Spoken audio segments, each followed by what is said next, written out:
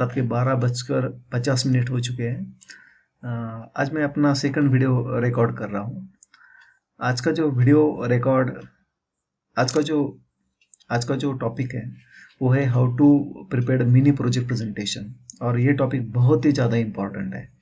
मैंने अपने overall experience में ये देखा कि ये पावर पॉइंट प्रेजेंटेशन में बहुत सारी मिस्टेक्स हो जाती है।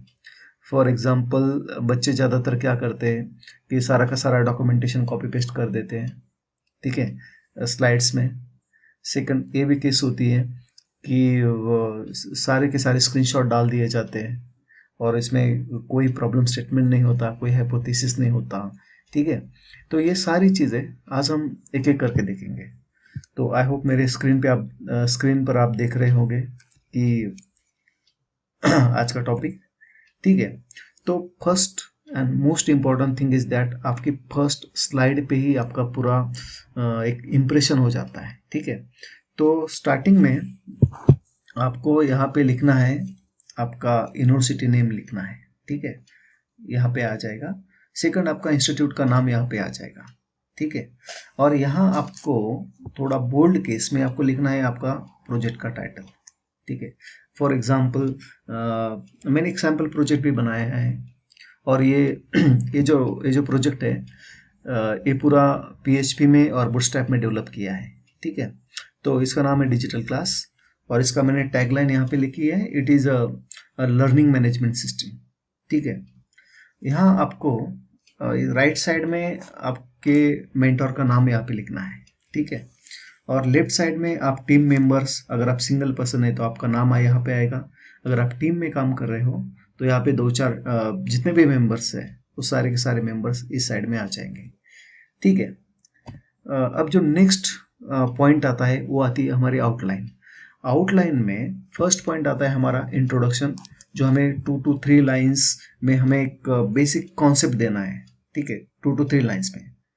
सेकंड, फिर उसके बाद आप बाकी आप डेफिनेशन देने के बाद आप 1-2-3 पॉइंट आप दे सकते हैं, ठीक है। नहीं तो आप ज़्यादा से ज़्यादा एक 2 लाइन का एक पैराग्राफ फर्स्ट आएगा, फिर उसके बाद और 2 लाइन का आप पैराग्राफ लिख सकते हैं कि okay this is the idea, और नीचे आपको थोड़ा फोटो वगैरह आप डाल सकते हैं, ग्राफिक्स डाल सकते हैं, ठीक है। ये सारे के सारे पॉइंट हम देखेंगे, लेकिन आपको मैं आउटलाइन के बारे में एक 2 मिनट में बता देता हूँ। फर्स्ट आएगा आपका इंट्रोडक्शन, सेकंड आएगा आपका प्रॉब्लम स्टेटमेंट, आपने कौन सा प्रॉब्लम सॉल्व किया, आप ये प्रोजेक्ट क्यों बना रहे हैं, सिंपल, ठीक है। नेक्स्ट आएगा आपके ऑब्जेक्टिव्स, आपने कौन कौन से ऑब्जेक्टिव चुने और कितने ऑब्जेक्टिव आपने कवर किए, ये सारे के सारे इसमें आ सकते हैं, ठीक है। नेक्स्ट आता है system requirements, okay, system requirements for the developer also as well as for the user also. उसके बाद आता है flow of the system, data dictionary plus data dictionary और डेटाबेस का आप पूरा एक ओवरऑल सिनेरियो आप यहाँ पे डाल सकते हो। यहाँ पे आप आपकी डेटा डिक्शनरी में क्या क्या आएगा, आपके टेबल्स आएंगे और एट्रीब्यूट्स आएंगे, ठीक है। उसके बाद आप यूजर इंटरफेस आप डाल सकते हैं, ठीक है, coding samples and conclusion and future scope, that is most important point, ठीक है। चलो स्टार्ट करते हैं। तो पहले मैं आपको एक प्रोजेक्ट का डेमो दे देता हूँ। Okay, champ is up and running, ठीक है। Okay, so let us write localhost slash data. Okay, yeah, so this is a mini project. Here you can see digital class ये नाम है प्रोजेक्ट का, और इसमें आप देख सकते हैं कंप्यूटर साइंस के कुछ सब्जेक्ट हैं जिसके MCQ यहाँ पे अवेलेबल है, ठीक है। यहाँ पे इसका होम पेज है, ठीक है। अगर मैंने यहाँ पे समझो C लैंग्वेज पे क्लिक किया, ठीक है, तो यहाँ पे सेकंड इसका पेज आएगा, ठीक है, जहाँ पे सब्जेक्ट का नाम और उसका सिलेबस यहाँ पे आ जाएगा। और जैसे आपने इस बटन पर क्लिक किया, इसके MCQs यहाँ पे आ जाएंगे, ठीक है। टोटल C लैंग्वेज के 59 MCQ यहाँ पे ऐड किए हैं। तो ये बहुत ही सिंपल प्रोजेक्ट है, इसमें बस MCQ का एक डेटाबेस है, ठीक है। हाँ, तो ओवरऑल आइडिया तो आपको समझ में आ गई कि कंप्यूटर साइंस के सब्जेक्ट है और उसके एमसीक्यू है. It's a mini project. The first point is introduction, right? In the introduction, you need to introduce your system in a brief. For example, जैसे मैंने यहाँ पे लिखा है, we have developed e-learning system for the computer science student. ठीक है. Second point ये है कि LMS it is a learning management system. So LMS provides tutorials on programming languages and interview subjects. ये हो गया मेरा फर्स्ट पॉइंट.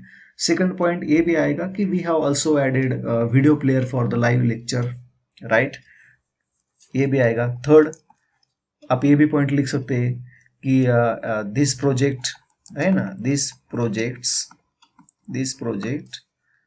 also provides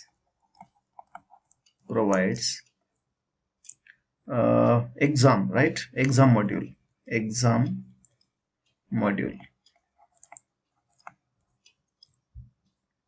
इसे 2-4 जो इंपॉर्टेंट पॉइंट होते हैं वो सारे के सारे पॉइंट आप इंट्रोडक्शन में लिख सकते हैं. ठीक है. सेकंड जो पॉइंट होता है वो बहुत ही इंपॉर्टेंट होता है. That is nothing but a problem statement. आप एक प्रोजेक्ट क्यों बना रहे हो. ठीक है. फॉर एग्जाम्पल अब इस प्रोजेक्ट की अगर हम बात करें तो फर्स्ट पॉइंट मैंने ये लिखा है यहाँ पे, education sector was highly affected, right, due to COVID pandemic situation. ठीक है. So therefore schools and academic institutions were closed during the lockdown period and it was impossible to attend the physical lectures in the institution. Therefore new system need to be developed to solve this problem. ठीक है.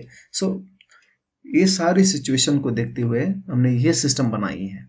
उस जो भी है यहाँ पे जो भी प्रॉब्लम स्टेटमेंट होते हैं, आप यहाँ पे आपको ये दिखाना है कि ये सिस्टम एक इम्पेरेटिव सॉल्यूशन है इस प्रॉब्लम के लिए. ठीक है. तो वो सारे इंपॉर्टेंट पॉइंट आपको थोड़ा सा सोचना है और ये सारे के सारे पॉइंट्स आपको यहाँ पे नोट डाउन करना है नोटबुक में और यहाँ पे लिख देना है. ठीक है.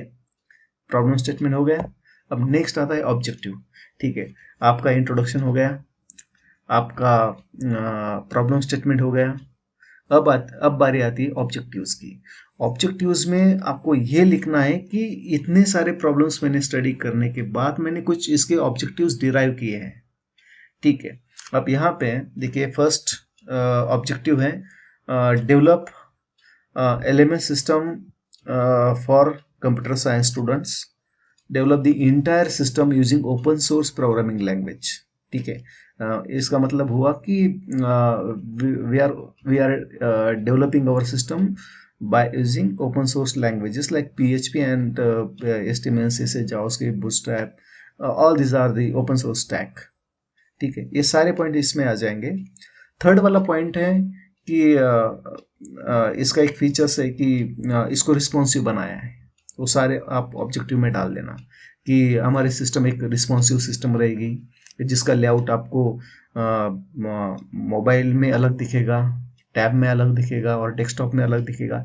ये छोटी छोटी जो चीज़ें होती है ना, ये काफ़ी इम्पैक्ट डालती है. जो एग्जामिनर्स होते एग्जाम में वो कन्विंस हो जाते हैं अच्छा इस बच्चे ने कुछ तो नया किया है, और वो हमेशा नॉवेल्टी के बारे में सोचते हैं. आप देखो ये छोटी छोटी चीज़ें मतलब आप इसको हाईलाइट कीजिएगा क्लास में. ठीक है. प्रेजेंटेशन में कि अच्छा so we have added a state of art website layout, okay, which is responsive in across the screen sizes. ऐसे पॉइंट को आप हाईलाइट कीजिएगा. मतलब ये काफ़ी इम्पैक्टफुल होता है.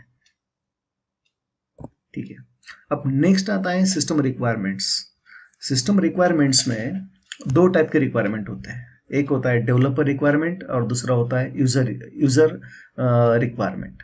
डेवलपर रिक्वायरमेंट में आपने जो सिस्टम डेवलप की है उसके लिए आपको क्या क्या हार्डवेयर लगे, क्या क्या सॉफ्टवेयर लगे, वो सारे के सारे उसकी जो लिस्ट है आपको इस स्लाइड में लिखनी है. फॉर एग्जांपल मुझे एक फंडामेंटल कंप्यूटर सिस्टम लगी. ठीक है. इसमें एक ऑपरेटिंग सिस्टम थी, ब्राउजर था और इंटरनेट कनेक्टिविटी थी, because I am developing web development project. ठीक है. वेबसाइट बना रहा हूँ तो इसके लिए मुझे इंटरनेट एक चाहिए. ये सारी चीज़ें आती हैं। और इसके लिए अगर मैंने VS कोड यूज़ किया तो आप इसमें आप लिखेगा यहाँ पे कि एडिटर मैंने VS कोड यूज़ किया है, ठीक है। अगर आपने डॉट नेट स्टूडियो यूज़ किया तो आप डॉट नेट स्टूडियो को यहाँ पे मेंशन कीजिए और उसको लगने वाले जो भी रिसोर्सेस होते हैं, फॉर एग्जांपल आपको एक 4 GB की रैम चाहिए, ठीक है। आपको हार्ड डिस्क का स्पेस चाहिए ऑलमोस्ट 5 GB, 5 to 10 GB, वो सारी चीज़ें आप यहाँ पे मेंशन कीजिएगा। सेकंड आता है, अगर आप इस सिस्टम को डिप्लॉय कर रहे हैं तो यूज़र के लिए क्या चाहिए। यूज़र के लिए चाहिए बस इंटरनेट कनेक्शन और एक ब्राउज़र चाहिए। वो यहाँ पे आप मेंशन कर दो, यहाँ पे आएंगे आपके यूज़र के और यहाँ पे आएंगे आपके डेवलपर के रिक्वायरमेंट, ठीक है। I hope it is clear to you, ठीक है। ये वाली स्लाइड बहुत ही ज़्यादा इम्पोर्टेंट है।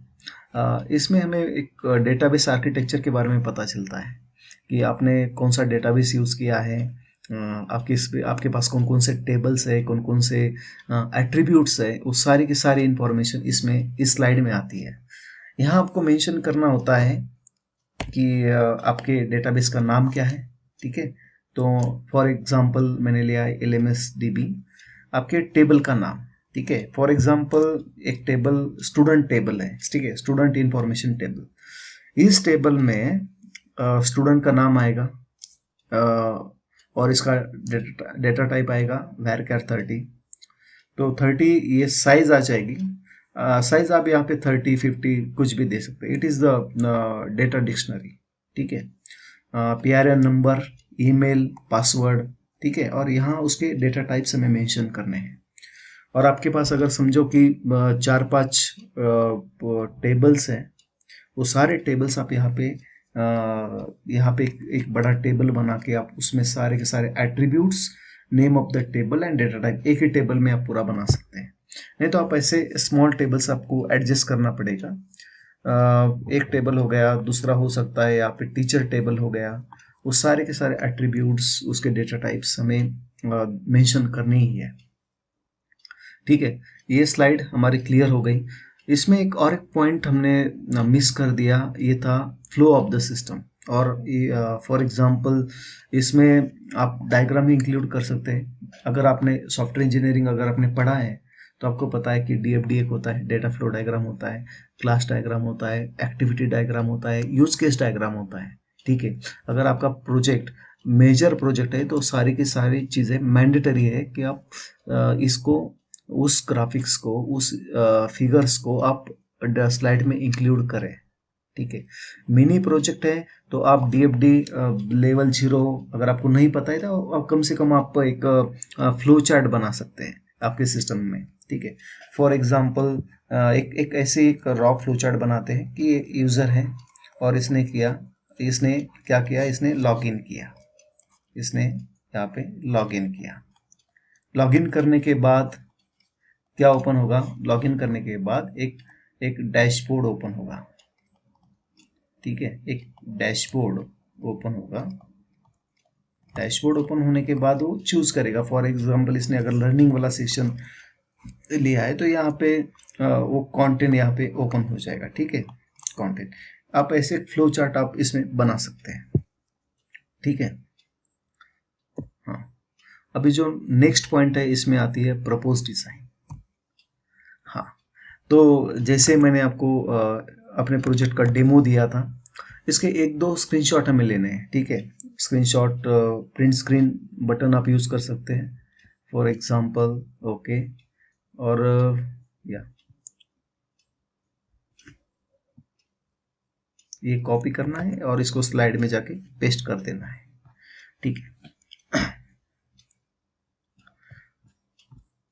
आपने यहाँ पे एक नोटिस किया होगा कि इस प्रोजेक्ट का नाम NTA नोट्स था, तो इसको एक NTA थोड़ा कन्फ्यूजन वाला हो जाएगा, तो इसलिए मैंने इसको डिजिटल क्लास कर दिया है। बाकी कुछ फर्क नहीं है, सेम आर्किटेक्चर है, बस यहाँ का लोगो चेंज हो गया, ठीक है। तो 1-2 स्क्रीनशॉट आपको डाल देने हैं। एक्चुअली स्क्रीनशॉट से हाँ, आपके पास 2 चॉइस होती है। अगर आपका प्रोजेक्ट सिस्टम में रेडी है तो आप स्क्रीनशॉट की वजह आप सीधा उसको डेमोस्ट्रेशन कर सकते हैं। पूरा प्रोजेक्ट आप डेमोस्ट्रेशन कीजिएगा और डेमोस्ट्रेट में आप उस टेक्निकल चीज़ें जो जो आपने ऑब्जेक्टिव्स में दी थी, फॉर एग्जांपल इसके क्या क्या फीचर्स है, ये काफ़ी रिस्पॉन्सिव है, ठीक है। जो इसका एक ऑब्जेक्टिव था, इसमें टीचर मॉड्यूल भी अवेलेबल है, इसमें स्टूडेंट मॉड्यूल भी अवेलेबल है। वो सारे के सारे फीचर्स आपको डेमो में बताने हैं, ठीक है। अगर समझो आपका सिस्टम नहीं चल रहा है, ऐसे ऐसे भी केसेस देखे कि 11th आवर में आपका सिस्टम नहीं चल पाता या कुछ क्रैश हो जाता है, तो इस केस में आपको हमेशा एक बैकअप कॉपी आपके प्रोजेक्ट की साथ में रखनी है। अगर अगर आप डिप्लॉय कर सकते तो ठीक है, नहीं तो आप सिंसियरली कह सकते कि सर मेरे पास ये पूरा प्रोजेक्ट रेडी है, लेकिन ये मेरी सिस्टम क्रैश हो गई तो ये नहीं चल पा रहा है। तो अगर आपको चाहिए तो आप इसका कोड में आपको समझा दे सकता हूँ, लेकिन यहाँ पे शायद ये रन होगा या नहीं होगा सर, ये मुझे डाउटफुल है। हाँ, तो एक ऑथेंटिसिटी, एक ट्रस्ट बिल्ड हो जाता है। एग्जामिनर को लगता है अच्छा कि इस बंदे ने सच में इस बंदे ने प्रोजेक्ट बनाया है, इसने मेहनत की है।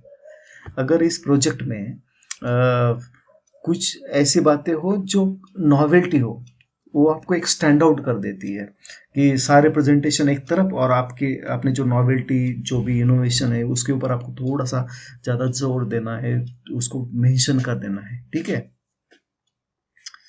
तो स्क्रीनशॉट्स हो गए। स्क्रीनशॉट से दो चीज़ें पता चलती है एग्जामिनर को। पहली चीज़ ये होती है कि इसका डिज़ाइन स्टाइल क्या है। अगर ये प्रोफेशनल है तो इसको पता चल जाता है, अच्छा ये बंदा प्रोफेशनल डिज़ाइन करता है, मतलब एक प्रोफेशनल डेवलपर की तरह ये एक्ट करता है।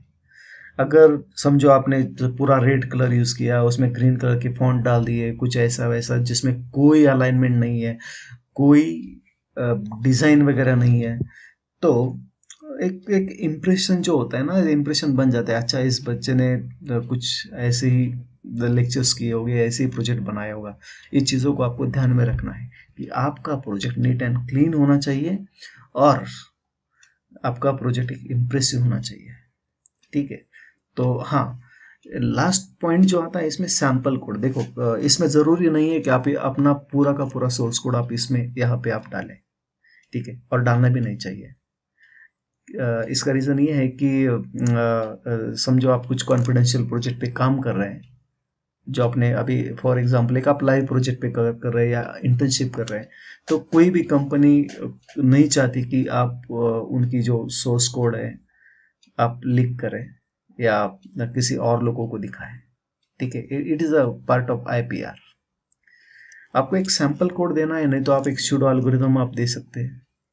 सैंपल कोड में एग्जामिनर को ये पता चलता है अच्छा इसकी कोडिंग स्टाइल क्या है, क्या ये सच में एक प्रोफेशनल एथिक्स को ये फॉलो करता है, प्रोफेशनल स्टाइल को फॉलो करता है, या प्रोग्रामर जैसे कि कमेंट्स लिखते हैं, ये सारी चीज़ें जो एथिक्स होते हैं उसको फॉलो करता है, या जस्ट ऐसे ही बस इसने कोड कर दिया। और एक चीज़ इसमें ये पता चलती है कि इसने कोड कॉपी किया है या खुद बनाया है।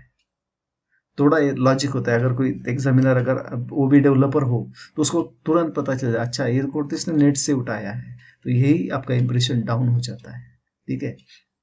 आपको ये ध्यान में रखना है कि आप आईडी पासवर्ड शो नहीं करना है, और एक जो आपने कुछ एक नया एल्गोरिदम डिज़ाइन किया है तो उस एल्गोरिदम का आप सैम्पल सूडो कोड दे सकते हैं, नहीं तो आप एक सैम्पल कोड दे सकते हैं, जिससे एक थोड़ा पता तो चल जाए इसने अच्छा कोडिंग तो की है, ठीक है। चलो, आई होप ये वाला पॉइंट आप ध्यान में रखेंगे। लास्ट में आता है कि कंक्लूजन, ओवरऑल आपका कंक्लूजन क्या है। आपने ये इस कंक्लूजन में आपको ये बताना होता है कि इसका इसका फीचर क्या है, ठीक है। इसका प्रॉब्लम स्टेटमेंट ये था कि मैंने ये सारे प्रॉब्लम्स देखे और इस प्रॉब्लम को सॉल्व करने के लिए मैंने ये सिस्टम डिज़ाइन की और इसके कुछ ऐसे रिजल्ट आए हैं। और इसमें आपको ये भी बताना होता है कि इस सिस्टम में आपका नेक्स्ट प्लान क्या है। आप कुछ इसमें काम करेंगे या इसको रिलीज करेंगे या इसको आप सेल करेंगे, ये सारी चीज़ें आप ऐड करते हो ना, तो एग्जामिनर को ऐसे लगता है कि अच्छा ये बंदा इस प्रोजेक्ट को कब एक्सटेंड कर सकता है, इसका फ्यूचर वर्क बाकी है। देखो, कोई भी प्रोजेक्ट ऐसा नहीं होता है कि वो एक बार ही कंप्लीट हो जाए। Every time future work mention करना ही होता है, ठीक है। लास्ट में आपको रेफरेंसेस देने हैं। रेफरेंसेस में आपने कुछ वेबसाइट यूज़ की हो या कुछ बुक्स यूज़ किए हो, वो सारी चीज़ें रेफरेंसेस में आ जाएंगी। लास्ट में जो लास्ट वाला जो पार्ट होता है उसमें होता है क्वेश्चन एंड आंसर। इसमें आपको एकदम पोलाइटली आपको खड़े रहना है और ध्यान से पहले क्वेश्चन को सुन लेना है। तब तक आपको रिएक्ट नहीं करना है। पहले क्वेश्चन को आप सुन लो, उसके बाद आप रिप्लाई करो। अगर आपको नहीं आता है तो डोंट से सॉरी, ठीक है। सॉरी बोलने की ज़रूरत वैसे भी है नहीं। आपको सिंपली ये बोलना है कि सर मैंने ये किया था लेकिन मुझे अब याद नहीं आ रहा है। इससे एक पॉजिटिव अप्रोच बनता है। आप सिंपली ये भी कह सकते हैं, सर मुझे नहीं पता सर, मैंने ये नहीं किया है। Simply say no, but don't say sorry, है ना। सॉरी कहते एक ऐसा ऐसा लगता है कि कुछ ऑफेंड हुआ है या कुछ क्राइम हुआ है। डोंट से, सिंपली कहो कि सर ये मुझे आता था लेकिन मैं unable to recall right now, I am in a stress situation, I am not in that condition to recall this definition. ठीक है सर, दैट्स इट। तो आई होप बच्चों कि आप ये सारी चीज़ें आप ध्यान में रखेंगे। और all the best for your presentation. If you have any queries regarding to your presentation please let me know. आपको मेरा ईमेल आईडी वैसे भी पता है। डिस्क्रिप्शन में आपको इसका एक टेम्पलेट मिल जाएगा, आप इस टेम्पलेट को आप मॉडिफाई कर लेना। ठीक है, okay, thank you, all the best.